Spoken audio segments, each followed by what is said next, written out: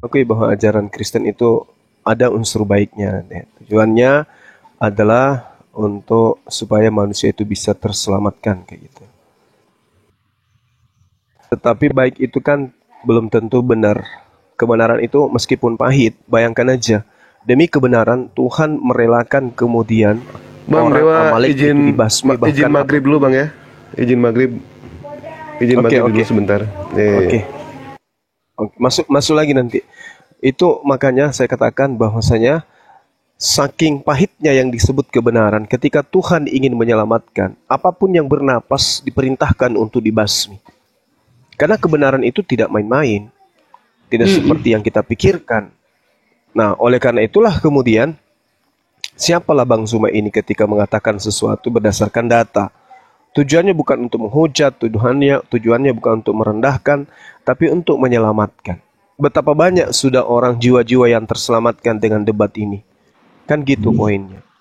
Akhirnya mereka menyadari, akhirnya mereka kemudian siang dan malam begitu jumpa, nangis, berterima kasih, oleh karena mereka sudah mendalami Bible dengan akal dan hati, bukan dengan iman. Gitu. Nah sekarang kita lihat di dalam Imamat 18:21. Janganlah kau serahkan seorang dari anak-anakmu untuk dipersembahkan kepada dewa Molok, supaya jangan engkau melanggar kekudusan nama Allahmu. Akulah Tuhan, kan gitu. Ini perintah Tuhan kepada Bani Israel, kan gitu. Di dalam Imamat 20 nomor 3, aku sendiri akan menentang orang itu dan akan melenyapkan dia dari tengah-tengah bangsanya, karena ia menyerahkan seorang dari anak-anak kepada Molok. Kan gitu. Dengan maksud menajiskan tempat kudusku dan melanggar kekudusan namaku yang suci.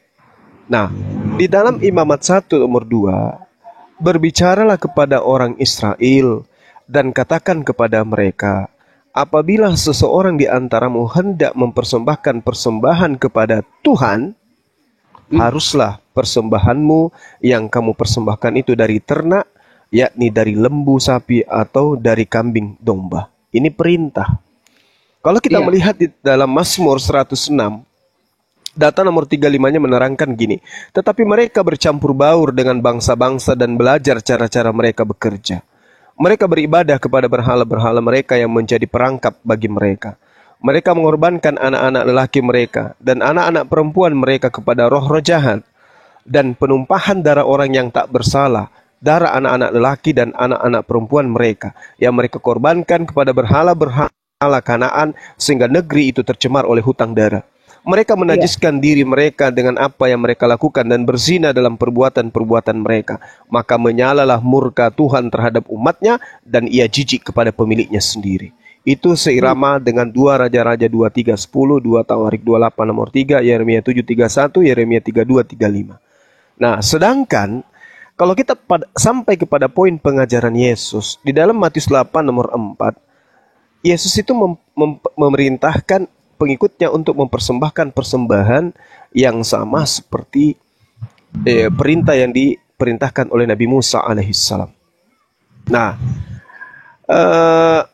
hal-hal yang menyelimuti atau yang menjadi pendukung terhadap penyaliban itu ada di antaranya seperti yang kita bahas tadi sebelum maghrib, bagaimana seorang yang membatalkan hukum Taurat. Ibu di situ begitu kuat kemudian memegang argumentasi tidak mau Yesus itu masuk ke dalam neraka. Tetapi hukum Tuhan itu harus berlaku.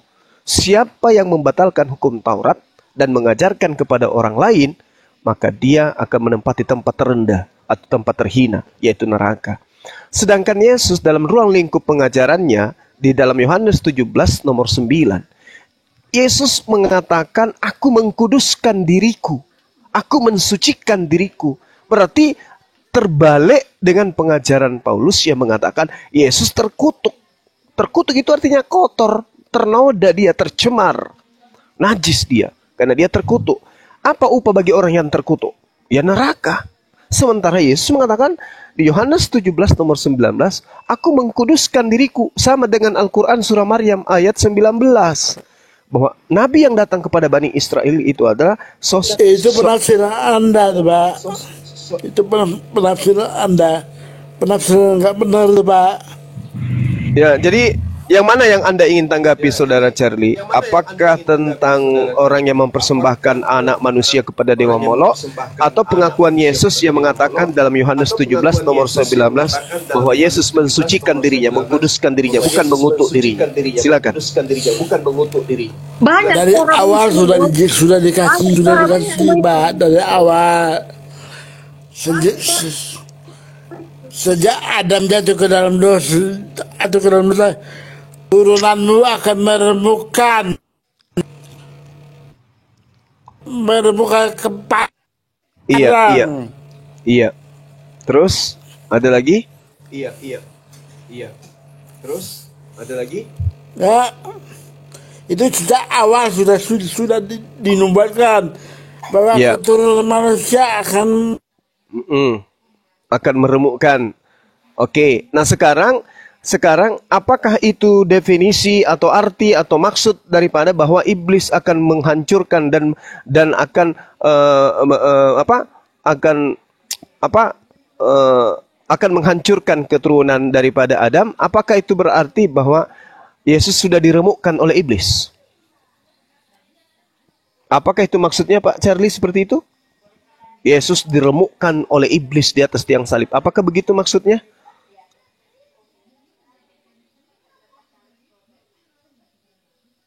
Karena Yesus mengatakan di dalam kitab Yohanes, aku telah memilih yang 12. Apakah kalian mau pergi juga meninggalkan aku? Sehingga Yesus mengatakan, aku sendirilah yang memilih yang ke-12 ini. Tapi satu di antaranya adalah iblis. Apakah berhasil iblis ini meremukkan Yesus? Atau Yesus yang berhasil meremukkan iblis? Kalau Yesus berhasil meremukkan iblis, berarti Yudas tidak berhasil berkhianat. Yang mana yang benar ini, Pak? Pak Charlie? Pak Charlie? Pak? Tarik nafas, Pak. Pak Charlie? Pak Charlie? Pak Charlie jangan lupa bernapas, Pak Charlie. Udah pingsan kali. Pak Charlie. Pak Charlie. Ketawa Mbak Darmi. Sedangkan gini, ketika kemudian Yesus itu harus dihukum salib oleh karena unsur apapun yang kemudian dibangun oleh doktrin gereja, bapak-bapak gereja pada awal mula. Kalaupun Yesus itu harus dihukum, maka berdasarkan kitabnya orang Yahudi yang Bapak juga pelajari, Ibu Dani juga pelajari, Imamat 24:16, Bilangan 15:36, Yesus ini harusnya mati dirajam, bukan mati disalib. Kalau memang Yesus itu pantas untuk dibunuh, kan gitu. Tapi permasalahannya, apakah Yesus ini pantas untuk dibunuh? Kalau Ibu mengatakan, Pak Charlie mengatakan, oh dia tidak dibunuh, tetapi dia menyerahkan dirinya. Tapi data di dalam kitab saudara, Yesus itu bukan bunuh diri, tetapi dia dibunuh.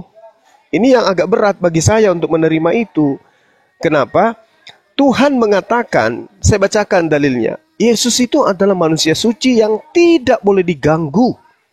Yesus itu manusia suci yang tidak boleh kemudian disentuh dengan keburukan, apalagi penganiayaan. Saya bacakan ayatnya. Di dalam Mazmur 105 nomor 15, jangan mengusik orang-orang yang kuurapi, dan jangan berbuat jahat kepada nabi-nabiku. Yesus nabi, Yesus diurapi, perintah Tuhannya jangan kau mengusik, kan gitu. Lalu Keluaran 23 nomor 7, jelaskan perintahnya, jangan kau membunuh. Jangan kau membunuh orang yang tidak bersalah, sebab aku tidak membenarkan orang yang bersalah. Mazmur 28 nomor 8. Tuhan adalah kekuatan umatnya dan benteng keselamatan bagi orang-orang yang diurapinya. Jadi tidak ada yang bisa menyentuh Yesus itu. Kemudian di dalam perjanjian baru, contohnya saya ambil di dalam salah satunya di Kisah Para Rasul 4, kita lihat di data nomor 26 sampai 27. Raja-raja dunia bersiap-siap dan para pembesar berkumpul untuk melawan Tuhan yang diurapinya dan yang diurapinya. Sebab sesungguhnya telah berkumpul di dalam kota Herodes dan Pontius Pilatus beserta bangsa-bangsa dan suku-suku bangsa Israel melawan Yesus hambamu yang kudus yang engkau urapi. Sementara perintahnya jangan kau apa-apai orang yang kuurapi, kan gitu. Nah, di Mazmur 91 nomor 11 nomor 12, sebab malaikat-malaikatnya akan diperintahkannya kepadamu untuk menjaga engkau di segala jalanmu. Mereka akan menatang engkau di atas tangannya supaya kakimu jangan terantuk kepada batu. Ini diurai di dalam Matius 4 nomor 6. Lalu berkata kepadanya, jika engkau adalah anak Tuhan, jatuhkan dirimu ke bawah, sebab ada tertulis mengenai engkau, ia akan memerintahkan malaikatnya. Harus terjadi. Ketetapannya harus terjadi bahwa Allah sudah membuat sudah akan mati, ya kan? Atau dalam arti kata bahwa Tuhan menubuatkan dirinya untuk mati, atau gimana? Tuhan menubuatkan dirinya akan mati. Ditetapkan bahwa Yesus akan menebus dosa manusia dengan cara demikian. Di mana, Pak? Dinubuatkan di mana, Pak? Di mana dinubuatkan? Dinubuatkan di mana tuh? Lah, Anda tidak tahu. Iya, saya tidak tahu. Pintar. Iya, saya tidak tahu. Mungkin ada data di luar daripada Bible. Mungkin ada data di luar Bible yang bisa Anda suguhkan bahwa Tuhan menubuatkan dirinya mati untuk menebus dosa manusia. Katanya Bang Juma amat pintar. Hebat sekali Juma. Iya, udah.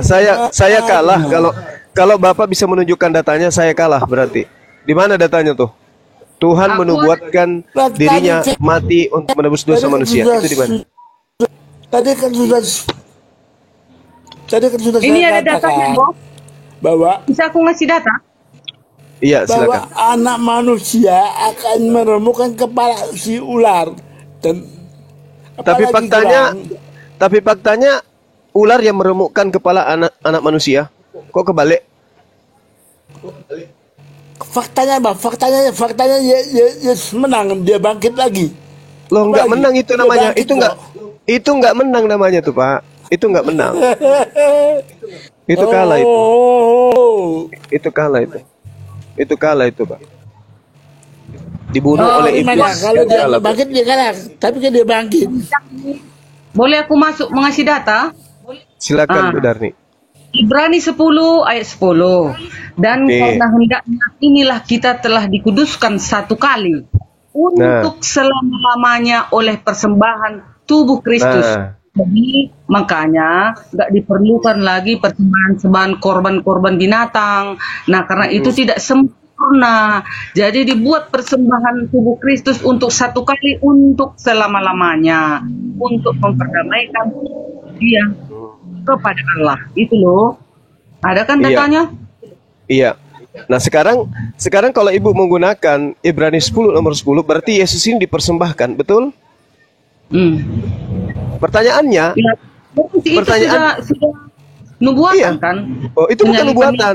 Itu bukan nubuatan. Itu adalah cocokologi yang dibangun oleh Markus ketika dia menulis di Pulau Patmos. Sekarang permasalahannya adalah Yesus ini dipersembahkan kepada siapa? Ini berat pasti Anda untuk jawab, Bu. Bukan, nggak berat, Bu. Nah, udah kalau begitu Yesus dipersembahkan kepada siapa? Kristus. Ya. Itu dilakukan untuk perdamaian kepada Allah. Nah, karena manusia ini kan terlalu banyak dosa dan Allah itu kan muak atas persembahan korban bakaranmu kan katanya di dalam Mazmur. Aku tidak suka lagi persembahanmu itu kan gitu. Jadi makanya di perjanjian baru dibuatlah persembahan Kristus untuk selama-lamanya sekali itu aja. Setelah itu sudah. Baik, Bu Darni. Baik, Bu Darni. Sekarang saya tanya, duluan mana penyaliban daripada kitab yang Ibu imani? Duluan mana ada? Penyaliban sudah ada dari zaman-zaman di Yahudi itu kan asal. Enggak. Maksud saya, duluan mana penyaliban terjadi kepada Yesus dibandingkan dengan kitab yang Ibu imani sebagai firman Tuhan? Ini kan sejalan. Kitab yang sekarang ini kan diceritakan kembali gitu loh. Kalau nggak diceritakan kembali dari mana orang tahu loh, Bang Juma? Kan saya tanya Ibu, duluan mana Yesus disalib? Oke. Nah, sekarang Kalau ada manusia yang menuliskan dan menarasikan belakangan mengatakan itu adalah persembahan, itu adalah untuk penghapusan dosa, itu adalah ini, itu adalah ini, yang kemudian untuk mengklarifikasi itu adalah kebenaran atau bukan, itu siapa? Nah, sekarang nggak mungkin aku lebih percaya sama Bang Juma dengan Ibrani ini. Mana duluan lahir, yuk? Mana duluan ada Ibrani atau Bang Juma? Ya, bagus Ibu, bagus. Nah, sekarang apakah Yesus meminta begini-gini? Apakah Yesus meminta agar waspada kepada Bang Zuma atau waspada kepada orang Farisi? Ya, waspada kepada orang-orang penyesat. Memang ada ditulis. Orang Farisi atau orang Bang Zuma? Kalau Bang Juma kan termasuk orang Farisi yang tahu firman Tuhan. Itulah Bu, Ibu. Orang-orang Ibu, Farisi Bang Juma, dia mengetahui Ibu, paham seluruh kitab suci, tetapi tidak mempraktekkannya. Gitu sebagian, itulah orang-orang Farisi loh. Nah, Ibu kan disinilah inilah salah satu titik kelemahan Bu Darni. Kenapa Bu Darni tidak bisa menemukan hakikat kebenaran yang sesungguhnya? Masakan Bang Zuma yang seganteng ini dibilang orang Farisi hanya karena Bang Zuma belajar Bible. Padahal orang Farisi itu bukan belajar Bible. Orang Farisi itu belajar Taurat, belajar kitab-kitab terdahulu, kemudian mereka mentafsirkan, dan hasil tafsirannya itulah yang Ibu jadikan sebagai kitab suci sekarang. Makanya ketika ada pertanyaan yang sangat-sangat polos Bu Darni, Yesus meminta waspada kepada Bang Zuma atau meminta waspada kepada orang Farisi? Ibu harusnya mengatakan orang Farisi yang bukan Bang Zuma. Nah, sekarang kitab Ibrani yang Anda gunakan itu karangan orang Farisi. Masuk Juma. Kalau saya ketemu dengan Pak Charlie, pingin kukoyak lidah Bapak. Biar Bapak itu bicaranya jangan asal-asal cuma nyeletuk aja, Pak. Kutraktir Bapak minum kopi, tapi minumnya kopinya pas lagi mendidih, biar sehat. Jadi gini loh, saya bertanya sederhana. Yesus minta kepada Bani Israel agar waspada kepada orang Farisi, bukan waspada kepada Bang Zuma. Ya, inilah kegagalan demi kegagalan yang Ibu pelihara sehingga tidak bisa nyambung kepada kebenaran hakiki. Coba jujur. Oh, Yesus meminta kepada Bani Israel pengikutnya untuk waspada kepada orang Farisi. Sehingga kitab Ibrani sampai hari ini tidak diimani oleh Bani Israel sebagai firman Tuhan. Hanya diimani oleh orang non-Yahudi. Berarti non-Yahudi tidak waspada kepada orang Farisi. Malah rangkulan dengan orang Farisi. Kok jadi Bang Zuma yang orang Farisi, Bu? Kan karena gini, isi orang Farisi itu maksudnya dia mengetahui dan mempelajari kitab-kitab, tetapi ada mereka selewengkan gitu loh. Kan nah, yang mana ya? Selewengkan. Nah, yang contoh kitab yang dipelajari orang Farisi menurut Yesus itu yang mana? Nah, itulah yang di luar dari hukum Taurat tadi. Nah, itu kan Ibu yang dipelajari orang Farisi itu adalah kitab-kitab yang datang sebelum Yesus itu datang. Makanya disebutkan waspadalah terhadap ahli Taurat, ahli kitab. Artinya orang yang tahu kitab-kitab yang datang kepada para nabi. Bukan ahli kitab itu maksudnya yang tahu tentang kitab perjanjian barunya Ibu. Bukan. Gitu loh Bu. Justru karena adanya keadaan yang timbul setelah Yesus pergi, yaitu akan muncul penyesat-penyesat yang menafsirkan, yang menafsirkan, menerjemahkan dan seterusnya kitab-kitab terdahulu. Maka Yesus meminta kepada murid yang asli agar waspada kepada orang-orang ini. Makanya kitab Ibu itu tidak pernah duduk sebagai kitab suci di Bani Israel sampai hari ini. Kitab Ibu sebagai kitab suci itu hanya ada di Romawi, Yunani, dan bagian Eropa sampai ke Indonesia gitu loh Bu. Orang Yahudi sampai hari ini di sinagoge tidak mengenal itu perjanjian baru. Jangankan perjanjian baru, perjanjian lama yang terjemahan itu tidak dianggap sebagai firman Tuhan oleh mereka. Karena gitu karena Yahudi itu kan ada yang menolak Yesus, Bang Juma. Itulah itu yang tak percaya perjanjian baru ini. Paling tidak, kalau konsep Kristen ini benar, ke-11 keturunan dari ke-11 murid. Bang Juma, kan ada Kristen Yahudi kan ada kan? Kristen Yahudi kan ada. Kristen Yahudi Ada. itu kapan adanya? Ya Kapan? maksudku ada orang-orang yang di Israel sana kan ada Kristen kan? Ada, tapi itu hanya Mereka 0,9%. Islam lebih banyak di Yerusalem daripada Bang Kristen. Juma. Oh Bang Juma, Musa membawa bangsa Israel keluar dari Mesir dari tanah perbudakan 2 juta sekian. Tapi yang selamat berapa Bang Juma? Kan 2. Jadi makanya manusia ini walaupun banyak orang yang banyak itu bukan menentukan itu umat pilihannya, tetapi umat sekarang pilihan adalah yang meneruskan hukumnya itu tadi Bang Juma. Itulah Sekarang permasalahannya gini, Bu. Di Yerusalem tempat kelahiran Yesus itu banyak mana Islam atau Kristen? Iya, taruhlah banyak Bang, izin dulu Bang. Kristen, Bang. Islam, Yahudi, Islam, Kristen yang paling sedikit. Halo. Nah, itu dia. Yesus lahir bukan di Yerusalem Bang, di Bethlehem. Iya tahu. Bethlehem tahu. Tapi di tengah-tengah orang Bani Israel kan? Iya, di tengah-tengah Israel itu yang mana paling banyak gitu. Pertama Yahudi, yang kedua Islam, yang ketiga paling sedikitnya Kristen. Nah, kenapa bisa Kristen yang sedikit? Ya, namanya juga pilihan kepada manusia, Bang Juma, nggak menentukan banyaknya loh. Terus kenapa? Orang berdoa, Terus kenapa Bani Goyim ini lebih banyak menjadi Kristen daripada orang Bani Israel? Oh, banyak Kristen. Namanya kan diberikan 2 pilihan kepada kita, Bang Juma. Oh tidak, bukan begitu. Kalau saya jadi ibu, ibarat kata gini, kenapa orang Arab itu cuma 1% yang Islam?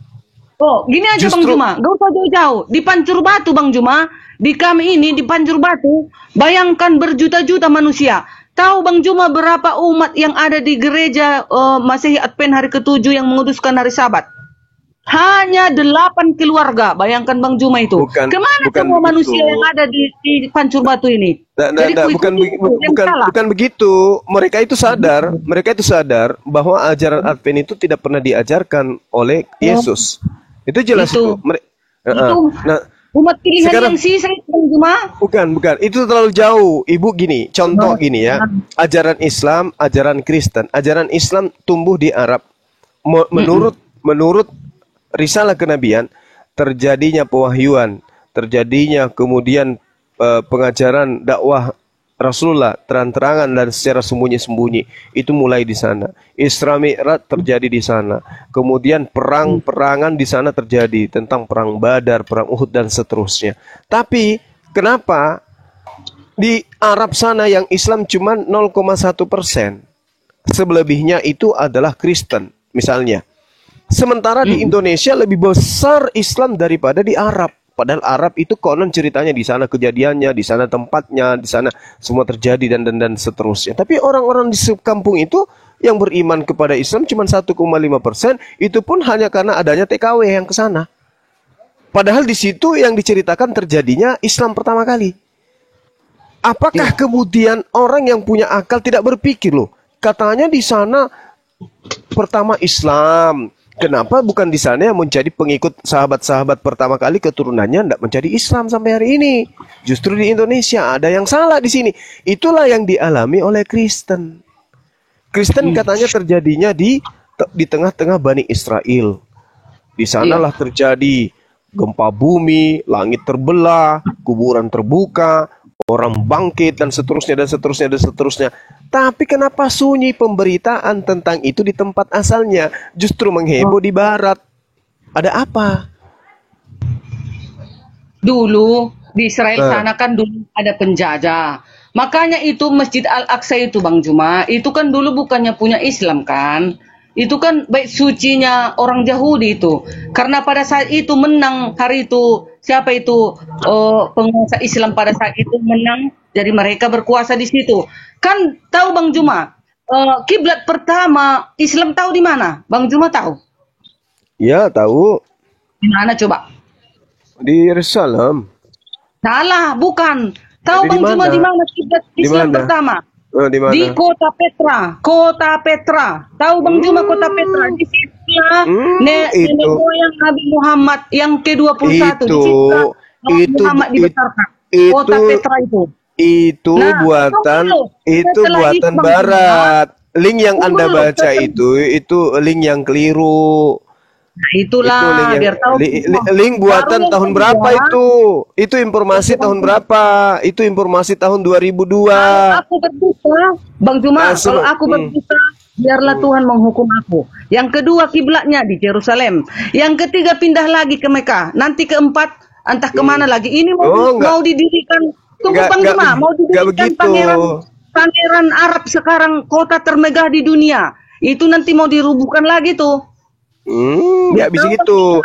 Islam tidak bisa Anda goyahkan dengan link-link kufur seperti itu. Bukan goyahkan, Link yang dicetak itu di internet ini itu berantem.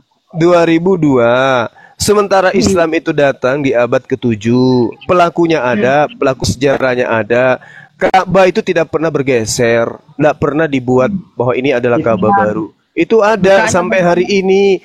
Ingat Bu, ingat dari abad ke-7 sampai abad sekarang orang berhaji itu setiap tahun. Jadi tidak mungkin itu berpindah. Jadi link-link seperti itu jangan jadikan sebagai acuan, tidak bagus. Kalau nanti berpindah dari situ yang keempat gimana Bang Juma?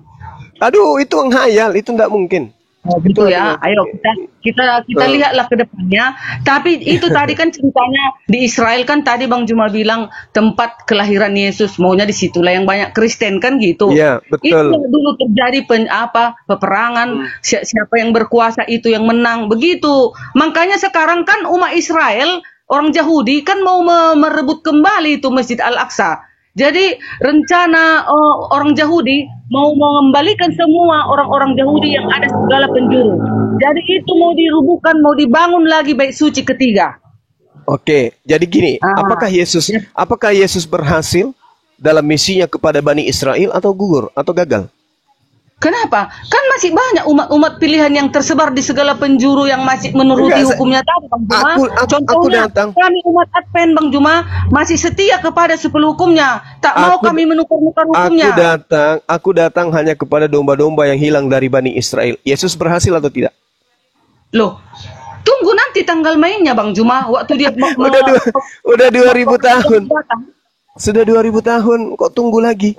Mau tunggu apa? Bang, yang ada yang paling banyak yang berhasil Bang Juma, yang berhasil itu umat-umat sisanya, umat-umat pilihannya yang masih setia kepada 10 hukumnya. Itulah yang akan diselamatkan Bang Juma. Bu Darni, Yesus mengaku aku diutus hanya kepada domba-domba yang hilang dari Bani Israel.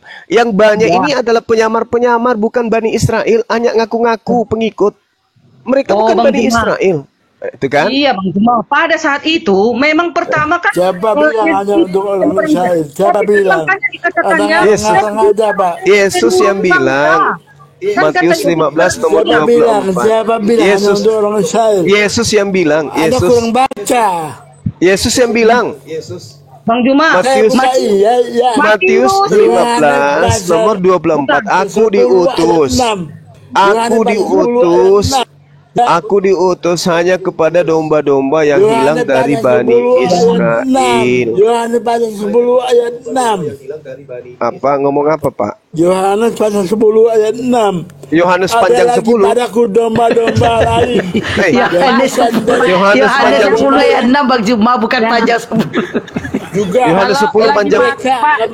Yohanes 10 ayat 6 katanya. Apalagi kurang. Kami kalau lagi makan jangan ngomong, Pak. Nggak kedengeran. Jadi Bang Juma salah denger kan? Kenapa, Pak? Kenapa? Aku di sini Kenapa? terhibur aku dengan Padaku domba-domba. Domba-domba apa? Oh, itu bukan nomor 6 itu nomor 7 itu, Ada Pak. juga padaku domba-domba lain yang Nomor bukan 8. dari kandang ini. Domba-domba itu harus kutuntun. Oke. Dan mereka akan mendengar suaraku. Oke, baik. Dan juga akan menjadi satu kawanan dengan satu gembala. Oke, baik.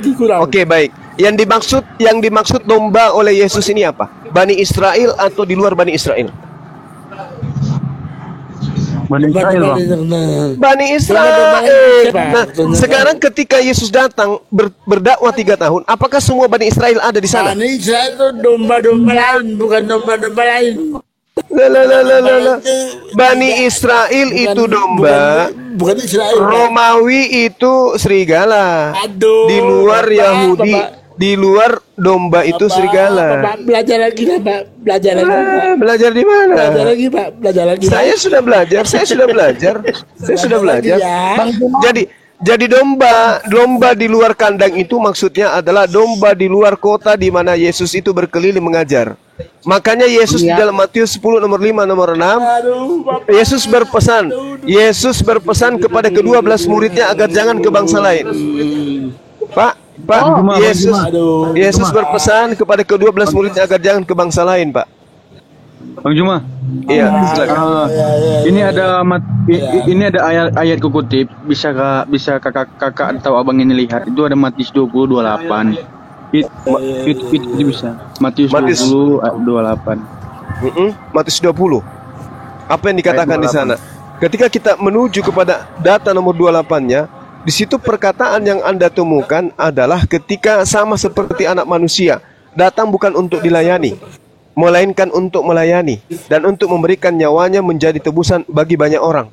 Nah, Bani Israel itu memang cuma sedikit. Apalagi kurang. Bani Israel itu memang sedikit. Itu nubuatan bukan? Itu nubuatan atau bukan? Gimana? Itu nubuatan atau bukan? Yang Anda bacakan tadi itu nubuatan atau bukan? Ya, ini Bang Dewa itu nanti bisa kena permanen loh. Bang Dewa bisa kena permanen loh. Itu nubuatan. Jadinya dari ayat Matius 22 ini adalah kata yang mutlak. Jadinya bukan untuk dilayani, tapi untuk melayani. Jadi dari dalam kata ini kita bisa mendapatkan makna yang penting, yaitu ya untuk melayani kita, untuk menebus dosa manusia, bukan kita melayani Yesus gitu. Yesus. Jadi Tuhan yang melayani Anda gitu. Dengan cara apa Dia melayani Anda? Tuhan melayani. Tuhan nggak minta kita melayani Dia. Anda mau tahu? Tuhan tidak minta dilayani. Artinya sekiranya kita diminta untuk melayani, maksudnya apa yang kita lakukan gitu? Kita masak buat kopi, ajak dia ngopi gitu, atau kita mandikan dia, atau gimana? Kalau misalnya dalam melayani, itu maksudnya gimana? Kehendakan Bapa di surga, itu melayani Tuhan.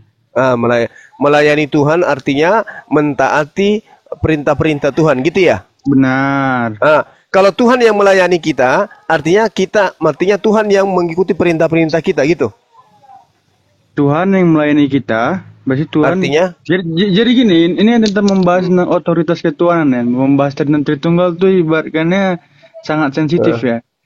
Dibahas kan. Iya, karena memang sensitif. Kita ada pernah masuk grup juga. Memang sensitif karena itu cuma akal-akalan. Harus. Iya, nah, sekarang ketika Tuhan melayani kita, maksudnya gimana tuh?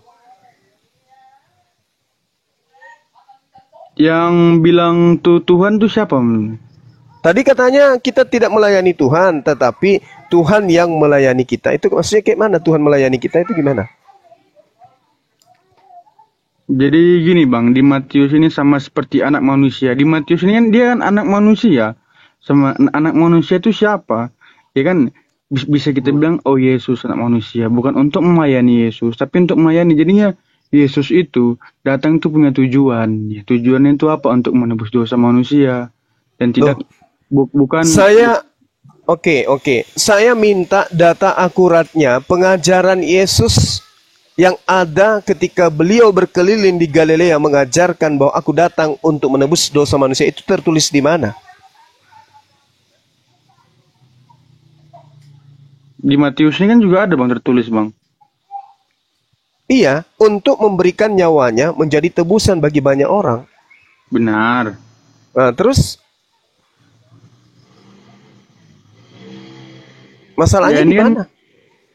Ini kan udah perkataan yang mutlak Bang, bahwa ibaratnya Yesus dia ditulis itu sebagai utusan untuk menebus dosa manusia gitu. Kayak mana dikatakan untuk menebus dosa manusia, itu tertulis di mana? Ya ini yang di Matius 20:28. Di situ tidak mengatakan dosa manusia, dia katakan menjadi tebusan bagi orang banyak. Bukan tebusan dosa. Menjadi banyak orang. Iya. Ya. Ya benar bang. Memang bagi tebusan karena kan manusia telah berdosa gitu. Jadi gini. Oke. Jadi gini.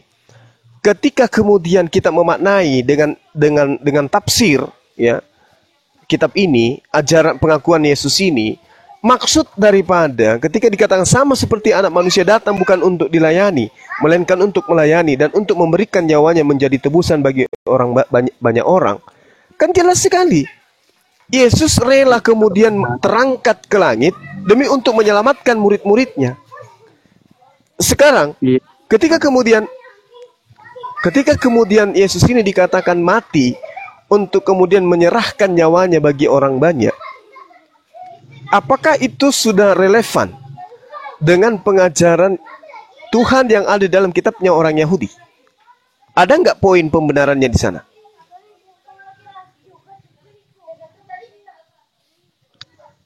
Pembenarannya gimana bang? Jadi gini bang, kita bahas bukan tentang pikiran kita membahas tentang apa yang ditulis dalam Alkitab. Karena di 2 Timotius 3 ayat 16 itu sudah tertera seluruh kitab suci itu berasal dari Allah, yang perkataan Allah yang diilhami.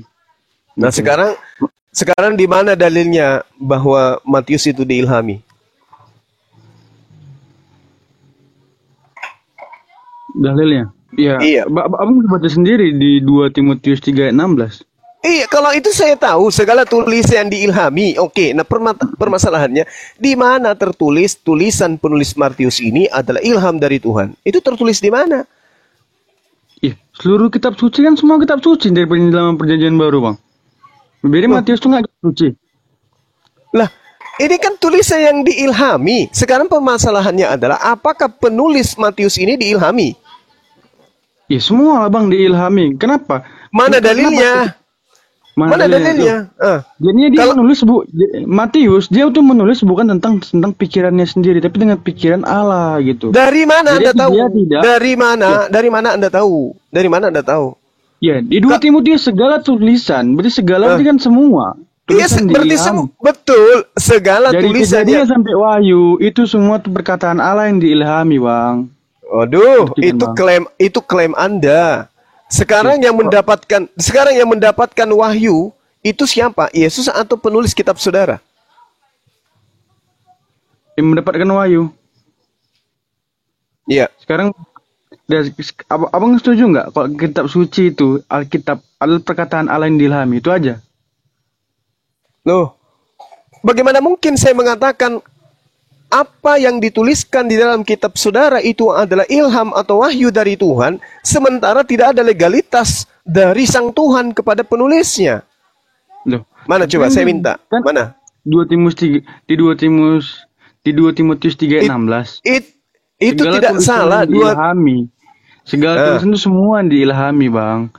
Segala tulisan yang diilhami, dengarkan.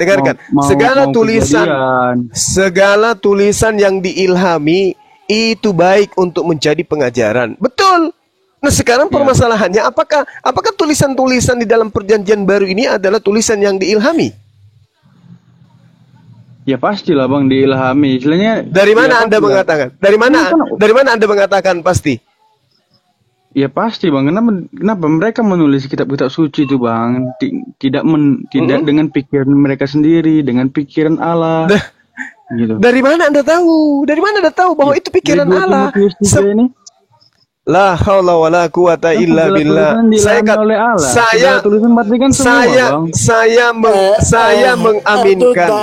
Saya mengaminkan segala tulisan yang diilhami. Saya mengaminkan segala tulisan yang diilhami oleh Tuhan itu baik untuk menjadi pengajaran atau pelajaran. Saya akui dan saya mengaminkan. Ya, benar. Tetapi apakah perjanjian baru itu adalah tulisan yang diilhami oleh Tuhan? Oh berarti Abang nggak setuju lah ya kalau misalnya perjanjian baru itu nggak diilhami. Bukan nggak setuju. Sekarang permasalahannya yang menerima ilham untuk menyampaikan firman ini Yesus atau siapa? kan? Ini dulu, ini permasalahannya. Di dalam kitab saudara sendiri yang mengatakan bahwasanya inilah wahyu Yesus Kristus yang dikaruniakan kepadanya. Maksudnya ya kan jelas kan? Yang mendapatkan wahyu yang dikaruniakan Tuhan itu kepada siapa? Kepada Yesus kan? Nah sekarang mana tulisannya? Inilah wahyu yang dikaruniakan kepada Matius. Inilah wahyu yang dikaruniakan kepada Paulus. Inilah wahyu yang dikaruniakan kepada Lukas. Mana dalilnya? Aku kasih tahu Pak ya. Yang namanya Injil itu menuliskan kisah hidup Yesus sendiri, Pak. Oh, berarti wartawan yang menulis. Muridnya menuliskan kisah hidup Yesus sendiri. Berarti wartawan. Pak. Berarti wartawan yang mencatat kejadian dan peristiwa-peristiwa. Bukan pewahyuan, berarti bukan ilham. Ini wartawan berarti yang menulis. Bapak, ini pengajaran Yesus. Tunggu. Ini kalau dia ilham, Anda perlu dia tahu ya, beda dengan kitab Anda ya. Kitab Anda itu memang beda. Saksinya siapa? Sekarang ketika Paulus menulis Efesus 1, siapa saksinya? Saksinya siapa? Siapa saksinya? Ketika Paulus menulis surat Roma, siapa saksinya? Ayo. Jawab Charlie. Ketika Paulus mengajarkan bahwa Kristen itu adalah orang-orang yang dibebaskan dari hukum-hukum Tuhan, siapa saksinya bahwa yang dituliskan Paulus itu adalah ilham dari Allah? Ketika Paulus mengatakan di dalam Roma 7 bahwa kita telah dibebaskan dari hukum Taurat, sebab tidak ada orang yang dibenarkan karena menjalankan hukum Taurat, itu siapa saksinya bahwa itu adalah ilham dari Tuhan?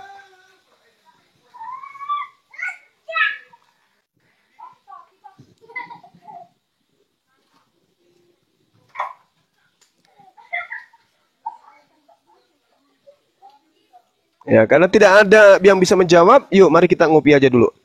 Silakan campur kopinya dengan Masako. Masako itu adalah penyedap rasa ketika perasaan Anda tidak sedap.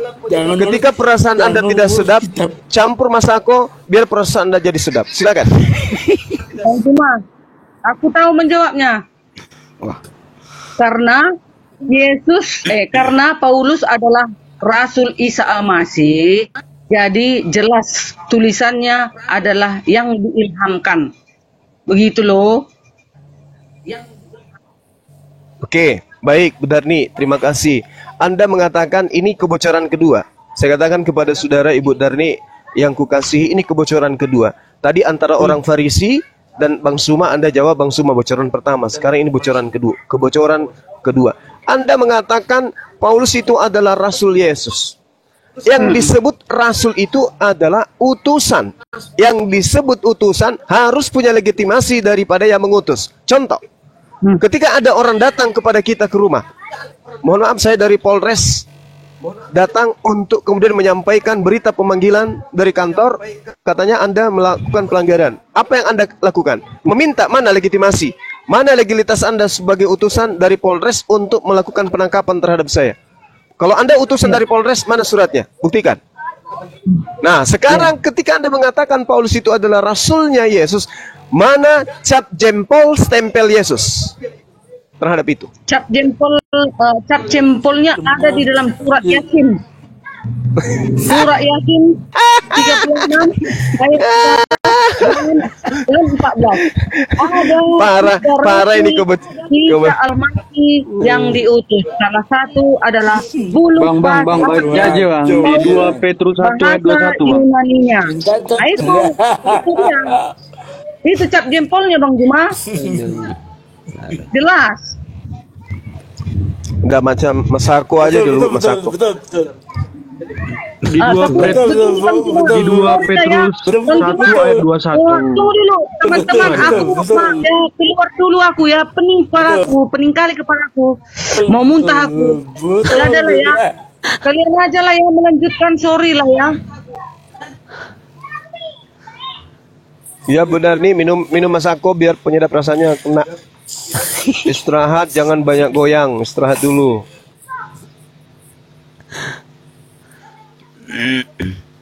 Jadi emang gimana bang? Kok bang menjelaskan di dua Itu betul. 2 Petrus 1 Betul. 2 Petrus 1. Oke, kita Aku setuju itu. Eko diam dulu Charlie. Diam Kau dulu, ngomong Pak. tidak jelas. Diam kamu. Diam dulu Pak, diam. Oke. Sebab tidak pernah nubuat dihasilkan oleh kehendak manusia, tetapi oleh dorongan Roh Kudus orang-orang berbicara atas nama Tuhan. Oke. Baik. Oke ya. Oke bang. Tetapi tidak pernah nubuat dihasilkan oleh kehendak manusia, tetapi oleh dorongan Roh Kudus orang-orang berbicara atas nama Tuhan. Baik. Apa Roh Kudus ini dan seperti apa tipikal Roh Kudus menurut Yesus ketika datang kepada seorang yang diperintahkan untuk menyampaikan firman? Kalau saya bacakan kepada Anda di Yohanes 16. Yohanes 16. Ya, ketika Roh Kudus itu datang, ketika Roh Kudus itu datang, maka Roh Kudus itu tidak berkata-kata dari dirinya, melainkan berkata-kata dari apa yang didengarkan, itulah yang disampaikan. Sekarang Paulus mengaku di dalam 2 Korintus 11 nomor 17, aku berkata bukan berdasarkan atas firman Tuhan, melainkan berkata atas dasar kebodohan dan orang yang ingin bermegah. Sementara Roh Kudusnya tidak berkata-kata dari dirinya sendiri. Paulus berkata sesuai dengan apa yang menjadi seleranya dia. Tenaga aktif Allah, bang. Betul. Roh Kudus itu tidak berkata-kata dari dirinya sendiri. Kan Roh Kudus itu tenaga aktif Allah. Dia itu tenaga, bang. Dia itu power dan kekuatan Allah. Dia mana bisa berbicara. Memang dia gimana? Dia nggak bisa dilihat, tapi bisa dirasakan. Dia itu tenaga aktif Allah. Itu loh, bang. Oh, Anda salah kalau gitu. Anda keliru, saudaraku. Coba Anda lihat di dalam kitabnya orang Yahudi. Contoh misalnya dalam Kejadian 6 nomor 3. Berfirmanlah Tuhan, rohku tidak akan selama-lamanya tinggal di dalam manusia, karena manusia itu adalah daging, tetapi umurnya akan 120 tahun saja. Itu keliru tuh. Kemudian ketika dikatakan di dalam Bilangan 11 nomor 25, lalu turunlah Tuhan dalam awan dan berbicara kepada Musa, kemudian diambilnya sebagian dari roh yang hinggap padanya. Ini apa maksudnya? Apakah roh itu adalah Tuhan? Tidak lah, bang. Tidak. Beda. Lalu Roh Kudus yang Anda bawa 2 Petrus 1:21 ini apa maksudnya?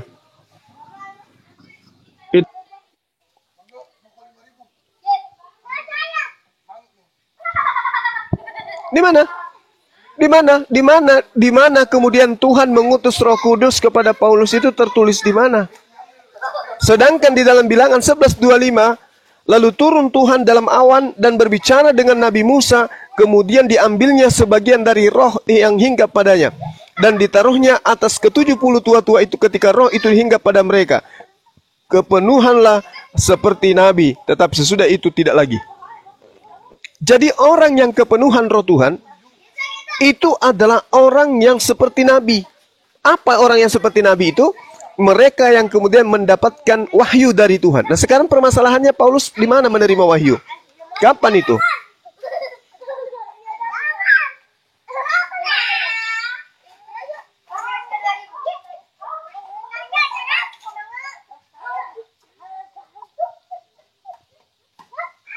Saya kasih data satu lagi.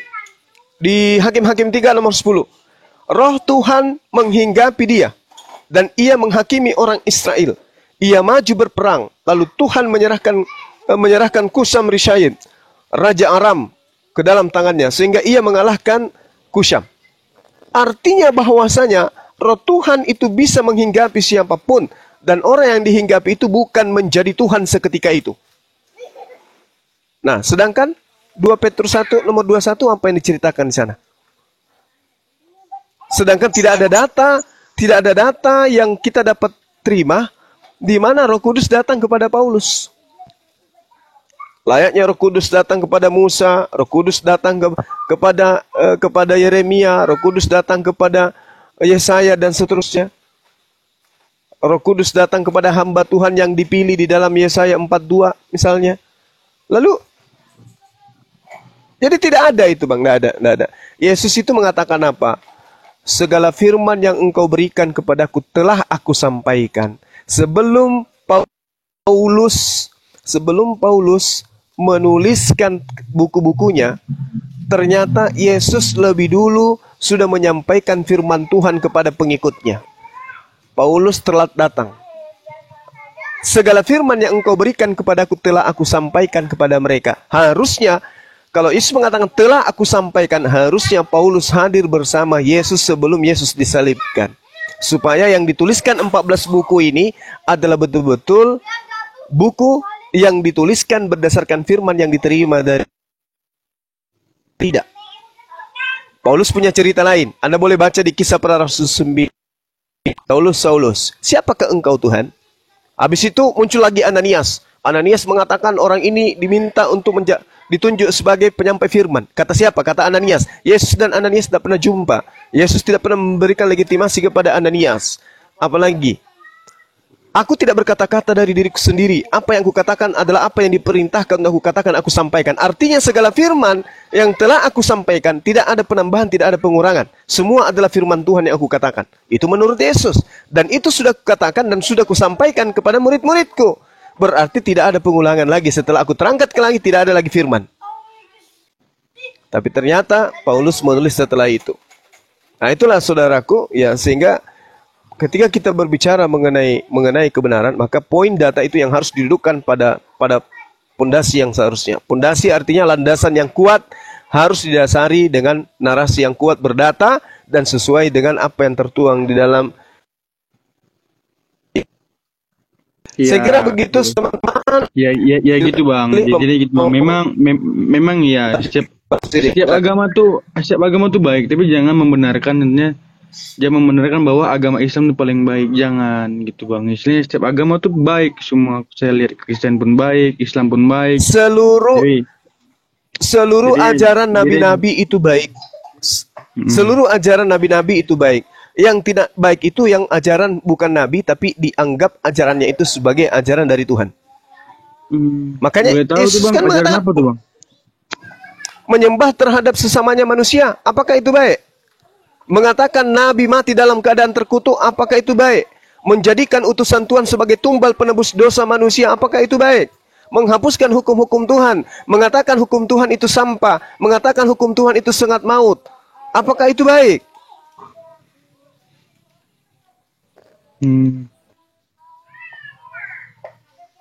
Itu dulu. Membunuh orang yang baik, apakah itu baik? Keluaran 23 nomor 7, janganlah engkau bunuh orang yang tidak bersalah. Yesus apa salahnya rupanya? Kenapa dibunuh? Ada yang bisa menunjukkan kesalahan Yesus? Nggak ada kan? Nggak ada. Terus kenapa dibunuh? Terus kenapa dibunuh? Dia dibunuh. Karena dia dibunuh. Dia bilang dia karena anak Allah, Bang. Berarti dia berdosa. Apakah ketika kemudian dikatakan anak Allah dia berdosa? Kan tidak. Kenapa? Di Amsal 3 nomor 11 nomor 12, orang-orang yang mendengarkan didikan Tuhan itu adalah anak-anak Tuhan. Laksana anak dengan ayah. Orang yang taat mendengarkan didikan Tuhan itu laksana anak dengan ayahnya. Ayahnya adalah Tuhannya dan dirinya sendiri adalah anak Tuhan itu sendiri. Artinya bahwa itu hanya majas. Itu hanya majas. Orang yang taat kepada perintah Tuhan di Islam disebut orang saleh. Kalau di dalam ajaran kalian disebut sebagai anak Tuhan. Kan itu. Sementara Yesus itu adalah anak yang saleh. Bang, kalau misalnya oke. Sekarang memang benar. Kalau misalnya itu memang benar Yesus itu anak yang soleh.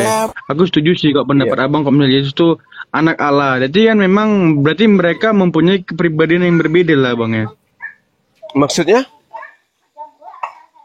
Ya, Abang bilang katanya Yesus itu anak Allah. Yesus itu anak Allah kan? Berdasarkan konsep Kristen, Yesus itu adalah anak Allah. Sementara anak Allah yang dimaksud di dalam konsep orang Yahudi adalah orang yang saleh. Oh iya benar. Kalau di Islam disebut kekasih Allah. Orang-orang yang taat intim dengan Allah. Orang yang taat menjalankan perintah Allah itu disebut kekasih Allah. Kalau di agama Anda disebut sebagai anak Tuhan. Tetapi salahnya ketika mendapatkan predikat anak Tuhan justru dituhankan. Padahal saya kasih data. Di dalam 2 Petrus 2 nomor 9 dikatakan, maka nyata bahwa Tuhan tahu menyelamatkan orang-orang yang saleh dari percobaan dan tahu menyimpan orang-orang jahat untuk hari penghakiman. Ya mohon diluruskan kalau saya salah. Lalu kemudian dikatakan di Wahyu 3 nomor 10, karena engkau menuruti firmanku untuk tekun menanti aku, maka aku pun akan melindungi engkau dari percobaan yang akan datang atas seluruh dunia untuk mencobai mereka yang diam di bumi. Kemudian di Wahyu 5 nomor 7, dalam hidupnya sebagai manusia ia telah mempersembahkan doa dan permohonan dengan ratap tangis dan keluhan kepada Dia dan sanggup menyelamatkan dari maut, dan karena kesalehannya Yesus telah didengarkan. Yohanes 8 nomor 55. Padahal kamu tidak mengenal Dia, tetapi aku mengenal Dia. Dan jikalau aku berkata aku tidak mengenal Dia, maka aku adalah pendusta, sama seperti kamu. Tetapi aku mengenal Dia dan aku menuruti firman-Nya. Berarti Yesus adalah anak yang soleh karena Dia menuruti firman Tuhan-Nya. Benar, Bang. Jadi kalau Anda mengatakan anak Tuhan di situ adalah orang yang soleh. Iya, bukan benar. Anak Tuhan dalam arti kata Yesus Tuhan yang benar. menginkarnasi menjadi manusia. Gitu. Iya, benar. Itu setuju saya. Itu setuju. Karena ibaratnya dengan otoritas ketuhanan itu nggak bisa diganggu. Tapi Bang, kenapa Bang orang Kristen menganggap agama Kristen menganggap Yesus itu sebagai Tuhan yang maha tinggi, gitu? Karena sudah ditulis di yang maha tinggi di Mazmur 83 ayat 18 bahwa misalnya itu Tuhan yang huruf besar, itu katanya dalam kata Ibrani itu atau Yahweh.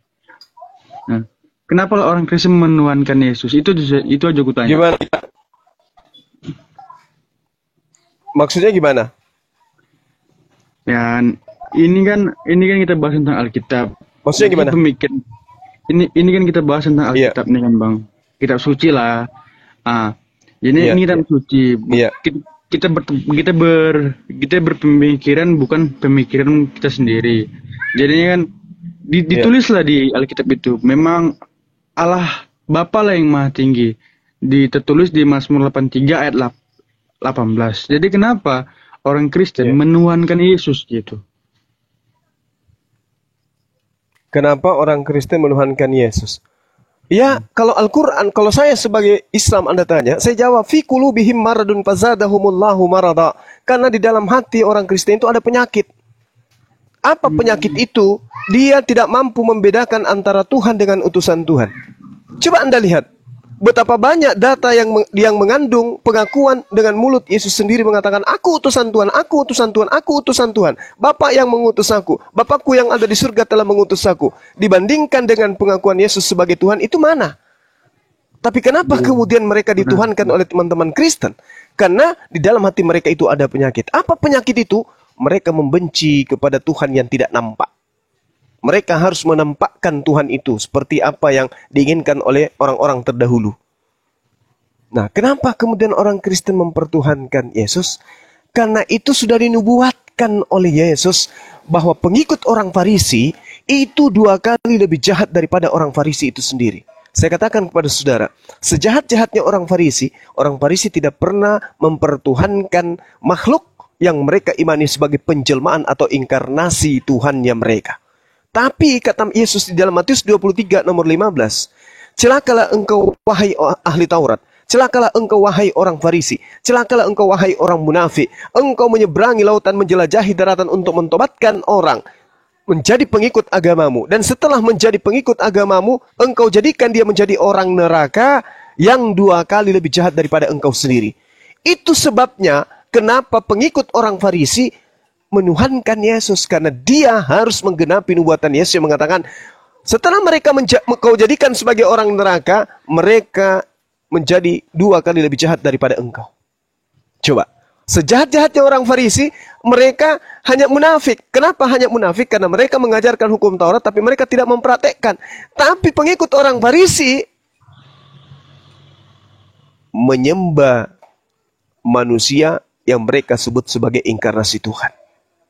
Itulah kenapa kemudian Kristen menyembah Yesus. Karena mau tidak mau, suka ataupun tidak, ikhlas ataupun tidak ikhlas, nubuatan Yesus ini harus tergenapi. Apa itu? Ada orang Farisi keluar dari Yerusalem, mengajarkan orang non-Yahudi menjadi pengikutnya, dan pengikutnya ini menjadi orang neraka, dan 2 kali lebih jahat daripada orang Farisi itu sendiri. Kalau ini tidak tergenapi, berarti Yesus itu dusta. Tetapi karena tergenapi, apa itu?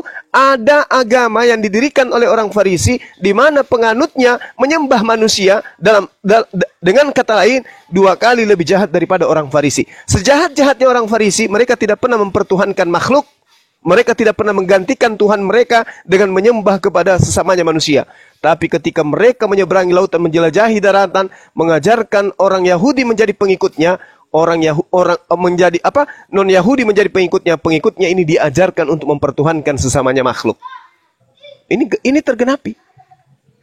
Tapi kalau Islam yang ditanya, fi qulubihim maradun fasadahumullahu marada. Bayangkan, kalau ditanya, ada Tuhanmu itu ada berapa? 1. Yang 1 itu namanya siapa? Bingung. Namanya adalah Allah Bapa. Lah Yesus kayak mana? Roh Kudus kayak mana? Dia juga Tuhan, tapi dikatakan 1. Bapak Tuhan. Apakah Anda bisa mengatakan satu-satunya Tuhan yang benar adalah Bapa? Tidak mungkin bisa. Kenapa? Karena Yesus juga adalah Tuhan. Apakah saudara bisa mengatakan satu-satunya Tuhan yang benar itu adalah Yesus? Tidak bisa. Kenapa? Karena ada Bapa. Apakah bisa mengatakan satu-satunya Tuhan yang benar itu adalah Roh Kudus? Tidak bisa. Kenapa? Karena ada Yesus, ada Bapa. Berarti konsep batil ini itu tidak bisa kemudian dijadikan sebagai sandaran untuk menyembunyikan identitas teman-teman Kristen yang diterangkan dalam Al-Quran, fi qulubihim maradun fazadahumullahu marada walahum azamun azim. Oke, benar. Itu jelas itu. Itu aku setuju sih. Aku setuju iya, kok. Alhamdulillah. Memang, aku setuju kok.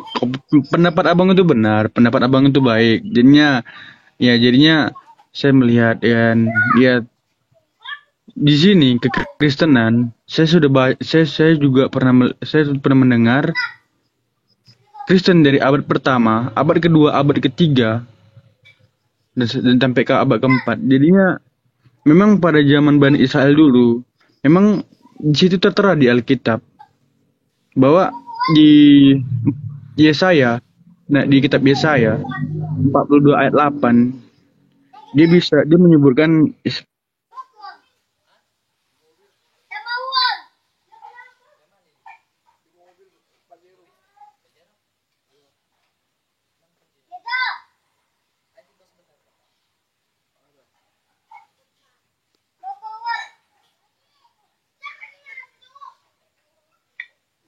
Dia lagi nengok Google. Sepertinya dia lagi mencari kebenaran juga, Bang Cuma. Insya Allah. Kebenaran itu, hidayah itu adalah hak prerogatif setiap manusia. Siapapun bisa mendapatkan. Dari gaya bicaranya gitu kelihatan. Jadi dia lagi nengok Google ya. Nanti ya banyak nanti orang mualaf, Bang Cuma lagi nanti dikejar-kejar. Ayo deh teman-teman, yuk saya. Ini guru kalian sudah ada di sini, yuk teman-teman yang agama Kristen, ayo naik belajar kita. Ada guru kita di sini, ada Bang Cuma, guru kita semuanya. Ayo lah, kok mental. Bang Cuma malah mental ya. Iya. Dari tadi sinyalnya gak bagus. Ayo teman-teman ya agama Kristen yang mau diskusi silakan naik. Akan ada guru kita yang akan mengajarin kalian. Ayo, jangan takut. Guru kami ini, guru kita semuanya orang baik ya. Dan guru kita ini makan daging ayam ya, bukan daging manusia, jadi nggak usah takut. Ya, sepertinya yang namanya Sidik itu baru bangun ya, bangunnya siang, sore ya, karena dia begadang tadi malam menghadapi oten yang gak jelas ya. Enggak, aku ada emang ini. Siapa yang ketawa itu ya, Bebe? Ada Bang. Nelson, dan naik kau, jangan ketawa-ketawa. Oh, nggak ada ketawa ini, nggak ada yang ketawa. bukan. Jadi siapa yang ketawa? Di Grey ada temannya dia. Bang Gre, suaranya Bang Gre. Jangan ketawa-ketawa Bang Gre. Iya, suaramu itu. Kalau nggak ngomong di mute aja. Udah nengok Google, gimana Google yang tengok? Udah Bang Juma masuk dengan Bang Juma 03. Satu hari ini kena berapa Bang peringatan Bang? Satu hari ini Abang kena berapa Bang? Berapa kali Abang diperingati? Bang Juma kena ada berapa hari? Satu hari ini berapa kali gak tahu. Akun pertama, akun keempat ya. Aku nggak ditanya ya. Kemana seharian? Oh Bunda kemana seharian? Aku karena udah tahu. Bunda kemana seharian? Kenapa Gre turun Gre? Ke Pental ya. Kemana Bunda seharian? Lebaran ya? Iya, silaturahmi. Jauh. Oh, silaturahmi. Waalaikumsalam. Baru pulang ini. Aduh. Lanjut. Abu tensi ini tensi. Kena report lagi. Aduh. Loh. Ya Allah ya Rabbi. Baru aku tadi bilang belum ada yang Itulah. Bang Juma ini membahayakan bagi orang oten-oten. Padahal belum ada yang mualaf. Terus kalau ada yang mualaf tambah lagi diincar ya. Ya kan udah dikasih tahu sama Bang Handi bahwa ada pasukan ini kan, pasukan TikTok khusus report. Iya, Bang Nelson. Semangat malam, Bang. Ya, malam Bang Juma. Sorry ya Bang Gus. Iya. Selamat malam ya. Iyalah. Nomor Excelku kalau di gunung ini susah. Susah ya Bang ya. Di telepon itu susah Bang. Ya udah curhat aja di sini. Iya, Mantap. curhat aja. Kita baku-baku teleponnya nak curhat aja. Iya itu dia masalahnya. Iya. Padahal ada intern. Ngomong aja Bang. Ada yang perlu Bang, ada sesuatu. Padahal secara intern ini biar Jo. Intern apa kali kau batak kau intern? Enggak, ini logat ini. Iyalah. Oh, bahasa Belanda itu. Tapi tujuannya sama.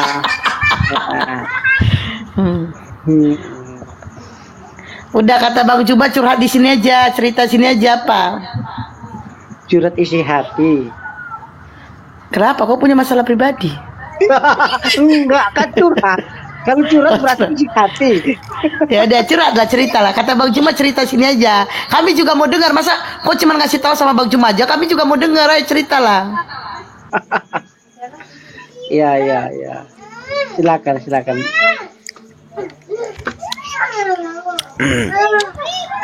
Silakan orang nunggu dia ngomong. Silakan kata Bang. Mana Nelson? Oke, terima kasih buat teman-teman. Udah bubar lagi, nanti kita lanjut lagi. Makasih. Assalamualaikum warahmatullahi wabarakatuh.